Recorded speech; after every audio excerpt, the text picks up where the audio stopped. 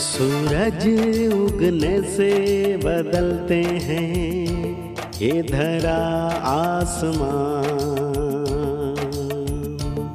चलते रहने से हो जाती है हर मुश्किल आसान। चिंता को छोड़ कर आओ कर ले मन में शुभ चिंतन, हर पल को कर ले सफल सफल कह रही है ये पवन। संवार ले सुधार ले कर समस्या का समाधान, संवार ले सुधार ले कर समस्या का समाधान, कर समस्या का समाधान, कर समस्या का समाधान, कर समस्या का समाधान, कर समस्या का समाधान, कर समस्या का समाधान। नमस्कार, आदाब, सत श्री अकाल मित्रों, स्वागत है आप सभी का समाधान कार्यक्रम में। यहाँ जलते हुए दीपकों को देखकर और माँ लक्ष्मी को देखकर आप निश्चित रूप से ये सोच ही रहे होंगे कि आज का दिवस कौन सा दिवस है। बताने की आवश्यकता नहीं है, आज पूरा ही देश दीपावली का पर्व बहुत धूमधाम से मना रहा है प्रतिवर्ष की तरह। यह हमारे देश का सबसे महत्वपूर्ण पर्व है जो खुशियां लेकर के हम सब के लिए आता है। हम घर की सफाई करते हैं, घर में बहुत सुंदर सुंदर साज सज्जा होती है, दीपक हम जलाते हैं, नए वस्त्र पहनते हैं, मिठाइयाँ बनाई जाती हैं। एक प्रकार से पूरा का पूरा माहौल खुशियों से भरा हुआ होता है। तो पूरा देश आज खुशियों में झूम रहा है, इसलिए समाधान परिवार भी आप सभी को दिल की बहुत बहुत बहुत सारी शुभकामनाएं दे रहा है दिवाली की, कि ये दिवाली आपके लिए बहुत बहुत शुभ हो, बहुत बहुत मंगलमय हो। मैं तो यही कहूँगा कि इस दिवाली मैं मांगू यही दुआएं कि चिराग मैं जलाऊं और रोशन आप हो जाएं। आपका जीवन सदा खुशियों से और आनंद से परिपूर्ण रहे। आइए इन्हीं खुशियों के साथ, इसी आनंद के साथ आज की इस कड़ी की शुरुआत करते हैं और स्वागत करते हैं आदरणीय सूर्य भाई जी का। प्राता जी, आपका बहुत बहुत बहुत स्वागत है। थैंक्स।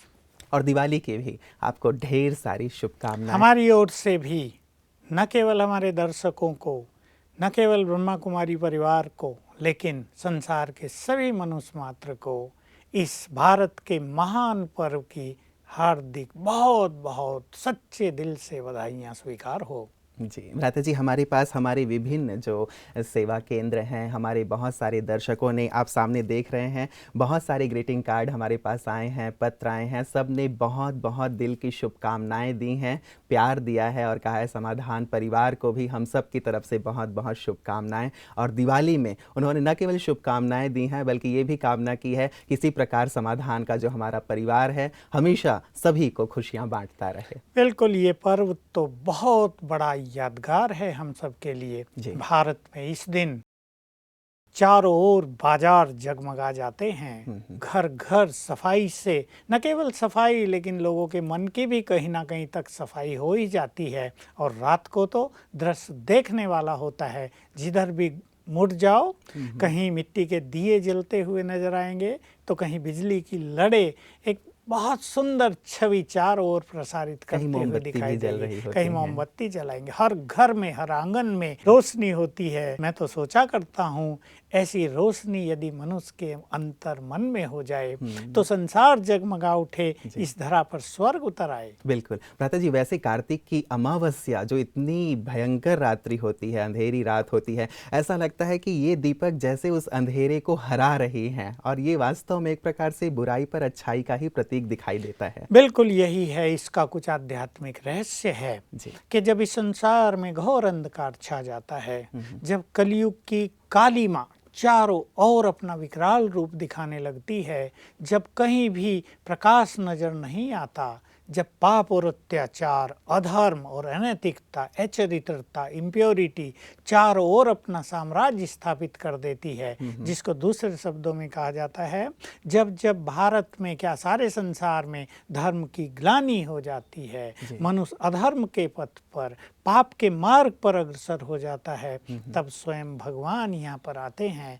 और सत्य ज्ञान का प्रकाश देकर सभी के मन के अंधकार को विलीन कर देते हैं और सभी की आत्म ज्योति जगा देते हैं। उसकी ही यादगार में ये बहुत सुंदर पर्व हम भारतवासी हर वर्ष मनाते आ रहे हैं। और इस दिन तो भारत वालों के मनोभाव, उनकी चित्त की वृत्तियां और उनकी चेहरों पर झलकने वाली खुशी सच में देखने वाली, चाहे वो बच्चे हों भ्राता जी, बूढ़े हों, जवान हों, हर एक का चेहरा वास्तव में खिला हुआ होता है। कितना अच्छा हो यदि हर दिन यदि दिवाली हमारी होती, हर दिन यदि चेहरा ऐसा खिला होता, हर दिन ऐसा ही आनंद का माहौल होता। समय आ रहा है जब हर रोज दिवाली होगी, नूतन युग इस धरा पर अवतरित हो जाएगा और मन में चेतन दीपक जले होंगे और ये भारत धन धान से भरपूर हो जाएगा। खुशियां ही खुशियां होंगी हर एक चेहरे पर, जहां दुख और गमों का नाम निशान नहीं होगा। ऐसे श्रेष्ठ संसार का हम आह्वान कर रहे हैं। बिल्कुल, हम सब चाहेंगे भ्राता जी कि ये जो आह्वान है बिल्कुल जल्दी से जल्दी फलीभूत हो, जल्दी से जल्दी ऐसी खुशी जो आज के दिन हम मना रहे हैं वैसा ही प्रतिदिन हो। भ्राता जी, मैं एक जो हमारे पास आया है, मैं सभी जो हमारे आए हैं दर्शकों के पत्र आए हैं, शुभकामनाएं आए हैं, सभी तो शामिल नहीं कर रहा हूं, लेकिन मैं एक जरूर शामिल करूंगा सभी दर्शकों के लिए, जो बहुत ही खूबसूरत सा एक ग्रीटिंग हमारे पास आया हुआ है। शब्द बहुत अच्छे हैं। इन्होंने लिखा है कि चंदन की महक, रेशम का हार, दिल की उम्मीद, अपनों का प्यार, फूलों की खुशबू, पटाखों की फुहार, मुबारक हो आपको दिवाली का त्योहार। सभी को मुबारक। जी जी, हमारे सभी दर्शकों को ही। और भ्राता जी, कुछ और शब्द इन्होंने लिखे हैं कि दीपक की शुभ रोशनी में तम का अंधेरा मिट जाएगा, सुख समृद्धि के आलोक तले शुभ लाभ चारों ओर छा जाएगा, आने वाले नए वर्ष का हर पल मंगलमय और गौरवमय हो जाएगा। बिल्कुल, जीवन ऐसे ही सुख शांति और समृद्धि से भरपूर रहे और हर घर में, हर मन में रोज दिवाली हो। बिल्कुल भ्राता जी, जो हम दिवाली का पर्व मनाते हैं, मैं जानना चाहूँगा भ्राता जी कि ये जो पर्व विशेष है, हर चीज़ की शुरुआत किसी न किसी कारण से अवश्य होती है। हमारे यहाँ पुराणों में भी इसकी बहुत सारी कथाएं अवश्य होंगी। कहाँ से दीपावली की शुरुआत हुई? हाँ, देखिए, इसमें बहुत सारी हमारी पौराणिक गाथाएं सम्मिलित की गई हैं। कभी नरकासुर ने सारी धरती पर अपना साम्राज्य स्थापित कर लिया था, देवताओं को भी अपनी कैद में बंद कर लिया था, तो श्री कृष्ण ने उस पर आक्रमण करके उसको समाप्त किया और देवताओं को उसकी कैद से छुड़ाया। एक इसकी यादगार में मनाया जाता है। इसके कारण हम दिवाली मनाते हैं। हाँ, दूसरी भी एक कथा है, छोटी दिवाली या बड़ी दिवाली, भिन्न भिन्न रूप से ये मान्यताएं हैं। ये तो खैर ऋषियों ने, जिन्होंने इन परंपराओं की स्थापना की, उन्होंने प्रारंभ किया है। तो श्री राम अपने 14 वर्ष का वनवास पूर्ण करके और असुरों का संहार करके, लंका को विजयी करके पुनः अयोध्या में लौटे थे। तो अयोध्या वासियों ने, पूरे कौशल जो साम्राज्य था उसने एक बहुत ज़्यादा खुशियां मनाई थी, घर घर दीप जले थे। बिल्कुल ऐसा ही माहौल बनाया गया था। उसकी यादगार में भी ये त्योहार मनाया जाता है। ऐसी भी एक मान्यता है कि बलि ने सभी देवताओं को भी हरा कर अपने अंडर कर लिया था, तो भगवान ने वामन अवतार लेकर और उससे पृथ्वी लेकर सारी फिर से देवताओं को मुक्त किया था, उसे पाताल लोक में भेज दिया था। उसकी यादगार में भी ये त्योहार मनाया जाता है। खैर, ये पौराणिक कथाएं तो भारत में हर त्योहार के साथ जुड़ी हुई हैं, पर एक सत्यता मैं सभी अपने दर्शकों के समक्ष रखना चाहूँगा। कहाँ से ये त्योहार प्रारंभ हुआ है? तो देखिए, जब इस धरा पर सतयुग होता है और सतयुग का जो प्रथम विश्व महाराजन जब गद्दी पर बैठता है, जो श्री कृष्ण और राधे के रूप में होते हैं पहले, बाद में उनको ही श्री लक्ष्मी और श्री नारायण कहा जाता है। तो श्री लक्ष्मी और श्री नारायण गद्दी पर बैठते हैं, तो उनका जो कोरोनेशन डे मनाया जाता है, यानी राज तिलक दिवस, राज तिलक का जो समारोह होता है वो बहुत भव्य होता है। वो कई दिन तक चलाया जाता है। वो इतना सुंदर होता है कि वो हर वर्ष मनाया जाता है। सतयुग बीतता है, त्रेता बीतता है, वो चला आता है हर वर्ष, और द्वापर युग के बाद भी वो कंटिन्यू रहता है। तो उन्होंने ये देवी देवताओं की बहुत सारी कहानियाँ इसके साथ जोड़ दी होती है। तभी श्री लक्ष्मी होती है, और श्री लक्ष्मी और नारायण का जो साम्राज्य होता है, ये विश्व महाराजन होते हैं, और इनके राज में भारत समझो हीरे और मोतियों से भरपूर होता है। ये धरा छाई रहती है अथाह धन संपदा से। इसलिए लक्ष्मी को, क्योंकि ग्रह लक्ष्मी वो मालिक मानी जाती है, उसको धन की देवी के रूप में मान लिया गया।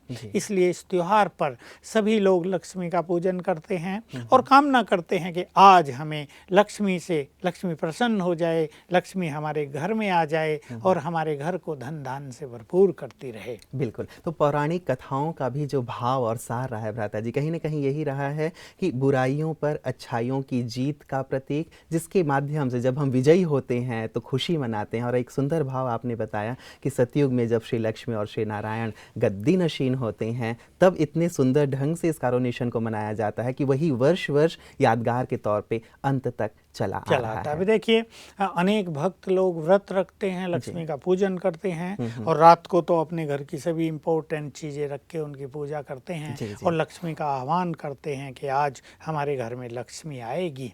और ज़रूर कहीं ना कहीं इसकी सिद्धि अवश्य हुई थी, तभी लोग इस कामना से लक्ष्मी का आह्वान करते हैं, लक्ष्मी का पूजन करते हैं। पर लक्ष्मी कैसे बनी, वो धन की देवी कैसे बनी, उसके पास ये अथाह धन कहाँ से आया, ये एक रहस्य सभी को जानने योग्य है। तो सबसे बड़ा रहस्य इस सृष्टि का है कि कलयुग के अंत में स्वयं परमात्मा जो महाज्योति है वो इस धरा पर आते हैं और सभी आत्माओं की ज्योत जगाते हैं। सच तो ये है कि आत्माएं सतयुग से इस धरा पर आई थी, जब आई थी तो वो संपूर्ण थी, परफेक्ट थी, यानी उनकी ज्योत पूरी जगी हुई थी। धीरे धीरे ज्योत कम होती गई और सतयुग बीता, त्रेता द्वापर कलयुग बीता और अब कलयुग के अंत में वो ज्योत बिल्कुल थोड़ी सी रह गई है, बुझी नहीं है, ज्योति बाकी है। परमात्मा पुनः आकर ज्ञान देते हैं, इसको ही कहा जाता है ज्ञान का घृत डाल देते हैं हमारे दीपक में और ज्योति फिर से बढ़ने लगती है और बढ़ते बढ़ते फिर से संपूर्ण हो जाती है। तो श्री लक्ष्मी के साथ भी यही वृत्तांत जुड़ता है। श्री लक्ष्मी जो सतयुग की प्रथम विश्व महारानी थी, जन्म लेते लेते जब वो अंत में पहुंचती है तो परमात्मा आकर उसे याद दिलाते हैं तुम कौन हो, और वो उसको नाम देते हैं सरस्वती। तो वो मनुष्य होती है, उसको ज्ञान देते हैं, ज्ञान देकर उसकी आत्म ज्योति जगाते हैं, वो सबको ज्ञान दान करती हैं, वो जगदम्बा कहलाती हैं, जगत की माता कहलाती हैं। ज्ञान देकर सबको राजयोग सिखाकर सबकी मनोकामनाएं वो पूर्ण करने लगती हैं। उनका ही अगला जन्म लक्ष्मी के रूप में होता है। तो अगर कोई मनुष्य सच्चे मन से और पुण्य कर्म करते हुए लक्ष्मी का आह्वान करता है तो निश्चित रूप से उसे लाभ होता है। लेकिन ऐसे ही कुछ भी करते रहें और त्योहार आया तो लक्ष्मी को याद कर लिया, बाकी कैसे भी कर्म किए, उससे तो कुछ फायदा होने वाला नहीं। तो विशेष क्या करें भ्राता जी, इस लक्ष्मी पूजन का ये दिन है और विशेष करके हर एक जो भी भारतवासी हैं जहाँ पे भी हैं विश्व में, तो इस दिन को विशेष रूप से इसी रूप में मनाते हैं कि माँ लक्ष्मी का दिवस है, तो माँ लक्ष्मी का आह्वान करते हैं और हर एक चाहता है कि सुख समृद्धि उसके घर में वास करे। तो वास्तव में क्या विधि होनी चाहिए जिससे कि माँ लक्ष्मी स्वयं हमारे घर में विराजमान हो जाएं और विराजित ही रहें, जाए नहीं। सच्ची बात है, ये बिल्कुल बहुत ही सुंदर बात है। देखिए, मनुष्य सुख या दुख, धन संपत्ति सब अपने कर्मों से प्राप्त करता है और भारत में तो एक आम बात प्रचलित रही है, नर ऐसी करनी करे कि नारायण बन जाए, नारी ऐसी करनी करे कि लक्ष्मी बन जाए। तो जैसे मैंने कहा, सरस्वती के रूप में उस आत्मा ने ऐसे महान कर्म किए कि लक्ष्मी पद प्राप्त किया और यही अवसर हम सब को भी है, नर नारी को है कि वो ज्ञान और योग की साधना के द्वारा, श्रेष्ठ कर्मों के अभ्यास के द्वारा अपने भाग्य का सितारा इतना ऊंचा उठा सकते हैं, इतना चमकीला बना सकते हैं कि नर नारायण बन जाए, नारी लक्ष्मी बन जाए। तो उसे अन्न लक्ष्मी की, देवी लक्ष्मी की पूजा करने का, उसका आह्वान करने की जरूरत न पड़े, वो स्वयं लक्ष्मी बन जाए और उनके धन धान, उनके भंडार सदा ही भरपूर क्या ये संभव है भ्राता जी? एक बहुत ऊंची बात आप कह रहे हैं कि केवल लक्ष्मी जी का पूजन ना किया जाए, आह्वान ना किया जाए, लेकिन सचमुच ये गायन तो हम भी बचपन से सुनते आ रहे हैं कि नर ऐसी करनी करे कि श्री नारायण बन जाए, नारी ऐसी करनी करे कि श्री लक्ष्मी बन जाए। तो क्या ये वास्तव में संभव है? बिल्कुल संभव है, स्वयं भगवान ने कहा है। अन्यथा आप देख लीजिए, हर वर्ष हर घर में लक्ष्मी का आह्वान हो रहा है, लेकिन लक्ष्मी आती कहाँ है? लक्ष्मी तो ऐसे लोगों के पास आ रही है जो दूसरे ढंग के लोग हैं, भ्रष्टाचारी हैं, पापी और बल्कि अपने देश को भी देखें भ्राता जी, तो हम दिवाली मनाते हैं लेकिन देश तो दरिद्र ही होता चला जा रहा है, दिवाला निकलता जा रहा है देश का। और अगर धन बढ़ भी रहा है तो उसका दुरुपयोग बहुत हो रहा है। नो डाउट हमारे देश में विकास बहुत हुआ है, आर्थिक रूप से भी हम बहुत संपन्न हुए हैं, घर घर में बहुत संपन्नता आज है, लेकिन एक वास्तविक संपन्नता जो सुख शांति खुशी प्रेम की होती है वो तो नहीं है। तो मनुष्य को अपने अंदर ऐसे नैतिक मूल्यों का विकास करना होगा ताकि उनका वर्तमान जीवन लक्ष्मी के जो लक्षण थे उनसे भरपूर हो जाए। हर नारी लक्ष्मी का चेतन स्वरूप बन जाए। लक्ष्मी देखिए कितनी निस्वार्थ, निष्काम, लेने की कोई कामना नहीं, केवल देने की, संपूर्ण पवित्र, जिसके नैनों में दया भाव परोपकार की भावना समाई हुई दिखती है, जिसके हाथों में आशीर्वाद की मुद्राएं नजर आती हैं। आज तो लोग एक दूसरे को श्राप देते हैं और सोचते हैं यही तो महानता है।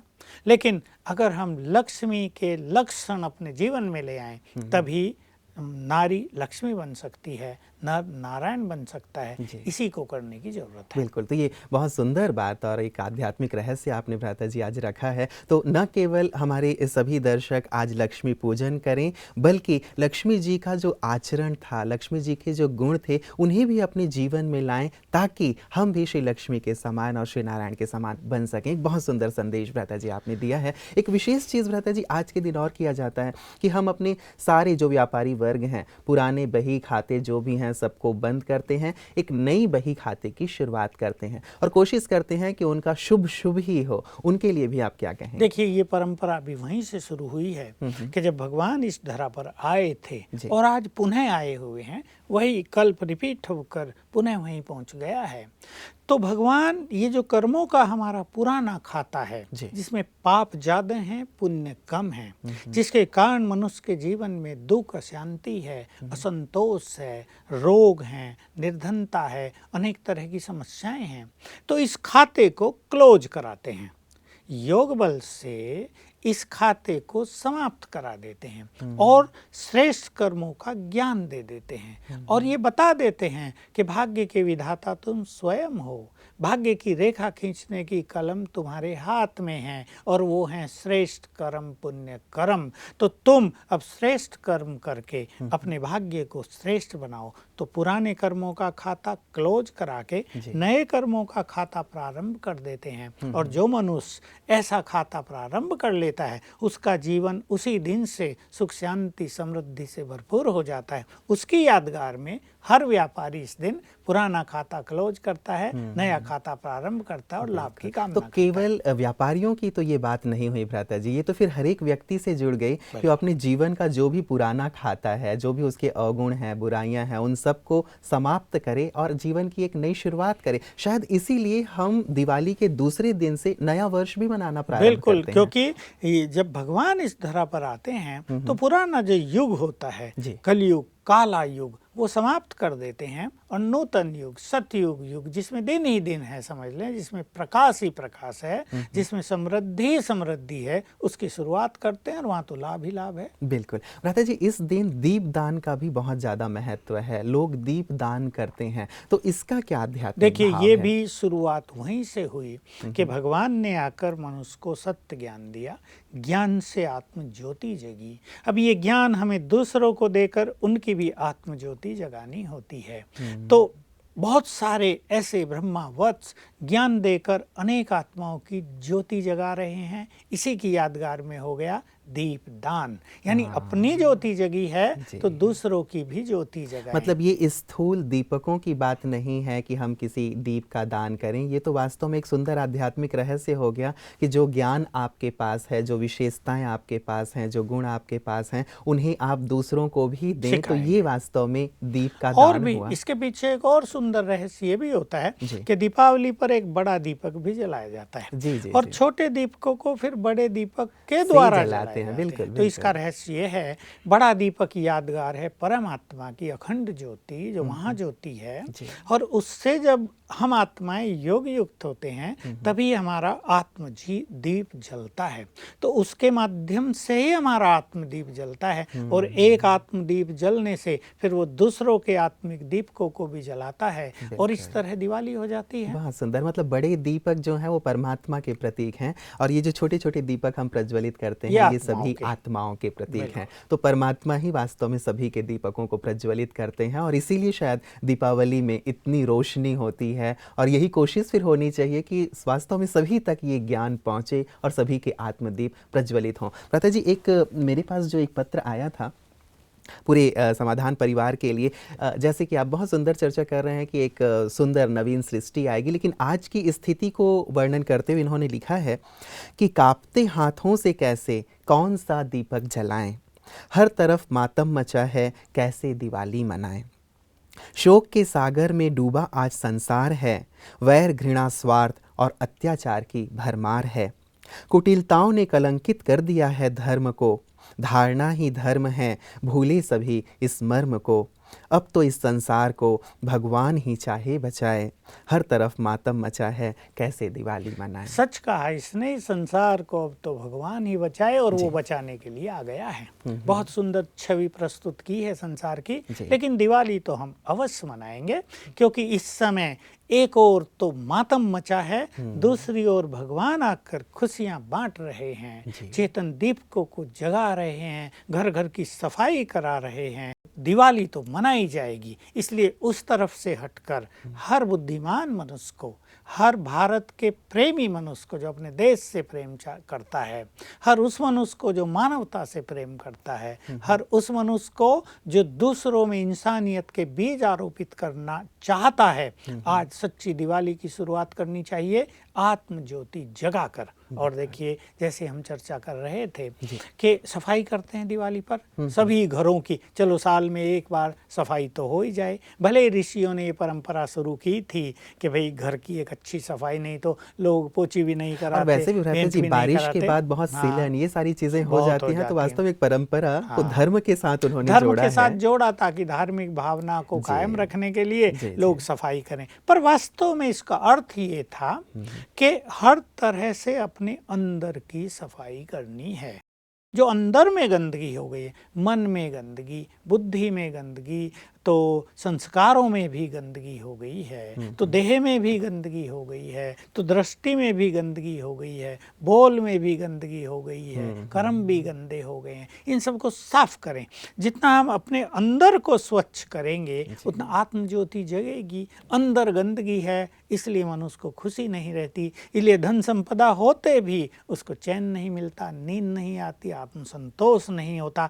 और अगर हम अंदर की सफाई कर दें, अंदर की सफाई का अर्थ है हमने दूसरों के अवगुण रख ली हैं अंदर में, हमने विकारों की गंदगी भर ली है अपने अंदर में, हम पर चिंतन करते रहते हैं, हम दूसरों के बारे में सोचते रहते हैं, निंदा चुगली करते रहते हैं, इससे मन मैला हो चुका है, इससे बुद्धि मलिन हो चुकी है। इसकी सफाई यदि हम करेंगे तो हमारे अंदर आत्म ज्योति जागृत होगी और इससे जग प्रकाशित हो जाएगा। बिल्कुल, बहुत सुंदर भ्राता जी एक बात है कि बाहर की सफाई पे तो हमारा ध्यान रहता है, लेकिन शायद अंदर की सफाई पे हम ध्यान नहीं देते हैं और शायद उसकी बहुत ज़्यादा आवश्यकता है, क्योंकि अंतर मन साफ होगा तभी ये जो दीपक हैं जो हम बाहर जलाते हैं वही दीपक अंदर भी प्रकाशित हो पाएगा। भ्राता जी, कई लोग ऐसा भी मानते हैं कि दिवाली के दिन जुआ खेलने की एक परंपरा है और कहते हैं कि यदि इस दिन जुआ नहीं खेलेंगे तो अधम गति को प्राप्त होंगे। बुराइयों को तो छोड़ने से श्रेष्ठ गति होगी, बुराइयों को तो करते रहने से अधम गति प्राप्त हो जाएगी। तो ये तो मान्यता बिल्कुल गलत हो गई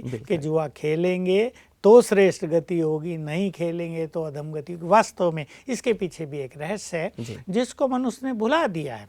जब भगवान इस धरा पर आते हैं तो अनेक आत्माएं अपने जीवन का ही दांव लगा देती हैं, अपने मन का, अपनी बुद्धि का, अपने समय का सब कुछ समर्पण कर देती हैं परमात्म कार्य। तो उन्होंने जैसे अपना पूरा दांव लगा दिया, भगवान के साथ जुआ खेल दिया और ऐसा दांव लगाया कि भगवान से विश्व की बादशाही जीत लेते हैं। तो वो तो भूल गया मनुष्य को और ये जो व्यसन है, रूप से जो एक बहुत बुरा व्यसन है, उसकी शुरुआत कर दी। अच्छा, कई लोग भ्राता जी ये भी कहते हैं कि हम इतने दीपक जलाते हैं या कैंडल्स जलाते हैं, लाइटिंग करते हैं, तो इतना खर्च करने की बजाय उसी को हम कहीं गरीबों में बांट दें, ये करें। मान्यता तो हर एक की अपनी अपनी हो सकती है, लेकिन जहाँ खुशियाँ मनाई जाती हैं, जहाँ चारों ओर एक आनंद का माहौल वैसे भी वर्ष में एक बार किया जाता है, वहाँ ये बात तो नहीं रखी जा सकती। इसलिए जो हमारी परंपराएं हैं उनको तो हमें थोड़ा बहुत कायम रखना ही होगा। और आज का दिन तो इसमें तो हमारा गांव-गांव, शहर-शहर, घर-घर जगमगा उठता है। तो वो तो बात नहीं कि हम केवल स्थूल मिठाई न खाएं, मन को भी मीठा बनाएं, बोल को भी मीठे बनाएं, व्यवहार को भी स्वीट करें और अब आत्म ज्योति जगाएं। अब ज्ञान लें, ज्ञान का प्रकाश अपने अंदर भरपूर करें और आत्मा की ज्योति जगाएं, ताकि संसार में सदा के लिए दीपावली हो जाए।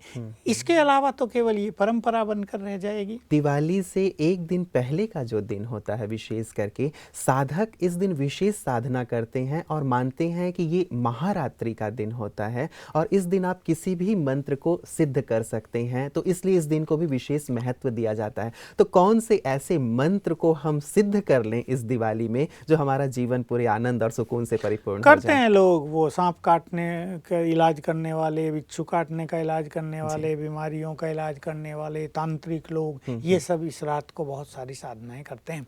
लेकिन लोग क्या है, आजकल मंत्र शक्ति का प्रयोग जन कल्याण में न करके पैसा कमाने में और दूसरों को कष्ट पहुंचाने में ज़्यादा कर रहे हैं। इसलिए ये जो शक्तियां हैं, मंत्र शक्तियां, ये बहुत बदनाम हो चुकी हैं, इनसे लोग भयभीत रहते हैं। सत्यता तो ये है, भगवान जब इस धरा पर आए थे, उन्होंने मनुष्य को महामंत्र दिया था, मन मना भव। सब धर्मों को छोड़कर मेरी शरण आ जाओ, मन बुद्धि मेरी में स्थित करो। जो मनुष्य इस मंत्र को साध गए उनको स्वर्ग की प्राप्ति हो गई, स्वर्ग का राजभाग उन्हें प्राप्त हो गया। ये मंत्र की साधना बहुत सुंदर है। मंत्र की साधना का अर्थ यहाँ मंत्र जाप करने से नहीं, लेकिन परमात्मा के स्वरूप पर बुद्धि को स्थिर करने से मनुष्य के जन्म जन्म के विकर्म भी नष्ट हो जाते हैं। वो जो बात हम पहले कर रहे थे कि पुराना खाता भी इससे क्लोज हो जाता है और एक पुण्य कर्मों के खाते की शुरुआत होती है। तो वास्तव में मंत्र साधना वो है जो परमात्मा ने पुनः यही मंत्र दिया है कि देह और देह के संबंधों को भूलकर अब तुम मेरी शरण आओ, मेरे से बुद्धि लगाओ, तो मैं तुम्हें सभी पापों से मुक्त कर दूंगा। तो इस मंत्र की साधना की आवश्यकता, उसकी यादगार में ये सब लोग कर रहे हैं। बिल्कुल। तो इस बार यही संकल्प सभी रखें कि हम भी परमात्मा से योग युक्त होंगे। किसी मंत्र के उच्चारण की आवश्यकता नहीं है, लेकिन मंत्र का भाव वैसे भी कहा ही जाता है भ्राता जी, मंत्रणा, अर्थात मन को कोई विचार देना। तो हम अपने मन को विचार दे दें कि अब उस सर्वशक्तिवान परमात्मा पे तुम एकाग्र हो जाओ, ताकि धन धान्य से भी संपन्न हो जाओ और जीवन खुशहाल हो जाए। भ्राता जी, विशेष आज पूरा देश खुशी मना रहा है। शाम को सभी दीपकों से हर एक घर प्रज्वलित रहेगा, बहुत सारी चीज़ें होंगी, हम सभी खूब मिठाइयाँ बांटेंगे, खाएंगे। सभी को आज के शुभ दिवस पर आप क्या संदेश देना चाहेंगे? बहुत अच्छी बात आपने कही। मैं अपने सभी भारतवासियों को विशेष रूप से, ऐसे तो संसार के सभी लोगों को, या भारत के लोग जो संसार के किसी भी देश में रह रहे हैं, एक ईश्वरीय संदेश देना चाहूँगा कि हर मनुष्य और हर नारी ऐसे महान कर्म करे, अपने जीवन का ऐसा सद्गुणों से श्रृंगार करे कि वो इस धरा पर चलते फिरते देवता बन जाए, नर नारायण बन जाए, नारी लक्ष्मी बन जाए। पहली तो मेरी ये शुभकामना है सभी के लिए, और मेरी शुभ भावना है कि ऐसा भारत वाले लोग अवश्य करेंगे, क्योंकि भारत देवताओं की जन्मभूमि है, भारत भगवान की जन्मभूमि है और भारतवासियों के अंदर देवत्व विद्यमान है। उस देवत्व को बस उजागर करने की आवश्यकता है और इस दिवाली के पर्व पर सभी हमारे भाई बहन अपने अंदर छुपे हुए देवत्व को पहचानेंगे और उसे जागृत करेंगे। मिठाई जब आप खाएं आज, तो याद करें कि मुझे अपने मुख को मीठा अवश्य बनाना है, यानी अपने बोल को इतना मधुर बनाना है कि हमारे बोल दूसरों के दुख नष्ट करने लगें, हमारे बोल दूसरों के लिए प्रेरणा बन जाएं, हमारे बोल दूसरों की टेंशन को समाप्त कर दें, हमारे बोल ऐसे महावाक्य बन जाएं जिन्हें सुनने के लिए लोग लालायित रहें। आज मैं सभी से चाहूँगा कि पाप कर्मों के खाते को क्लोज कर दें और केवल पुण्य का खाता आगे बढ़ाएं, क्योंकि पुण्य ही मनुष्य के सबसे बड़े मित्र बनते हैं। आज के इस विशेष पर्व पर जो ज्योति का पर्व है, हम सभी की ज्योति जगाने के लिए स्वयं महाज्योति हमारे परमपिता इस धरा पर अवतरित हुए हैं और हम चाहेंगे कि हमारे सभी देशवासी अपने परमपिता को पहचान लें, उनसे अपना नाता जोड़ें, उनसे सत्य ज्ञान प्राप्त करें, अपनी आत्म ज्योति को जगाएं, तो ये भारत कुछ ही समय में स्वर्ग बन जाएगा। यहाँ पर चेतन श्री लक्ष्मी और श्री नारायण का राज हो जाएगा। हमें लक्ष्मी के आह्वान की ज़रूरत नहीं पड़ेगी। अब हम अपने अंदर श्रेष्ठ लक्षणों का आह्वान करें, श्रेष्ठ सद्गुणों का आह्वान करें और इस भारत को महान देव युग बनाने के लिए अपनी इन बुराइयों का त्याग कर दें। जुआ खेल दें आज अपना सर्वस्व बुराइयों का त्याग करके और भगवान से सर्वस्व प्राप्त करने के लिए मेरी यही शुभ कामना है कि हमारे सब देशवासी, हमारे संपूर्ण दर्शक, संसार के सभी लोग आज से अपने जीवन में सुख शांति का आह्वान करें और आत्म ज्योति को ऐसी जगाएं कि संसार से अंधकार सदा के लिए विलीन हो जाए। बहुत बहुत शुक्रिया भ्राता जी, आपने हमारे सभी दर्शकों को प्रफुल्लित किया, उन्हें बहुत सुंदर संदेश दिया है। निश्चित रूप से हमारे सभी दर्शक इसे अमल में लाएंगे और अपने जीवन को खुशहाल बनाएंगे। एक बार पुनः दिवाली की आपको बहुत बहुत हार्दिक शुभकामना और आपका बहुत बहुत शुक्रिया।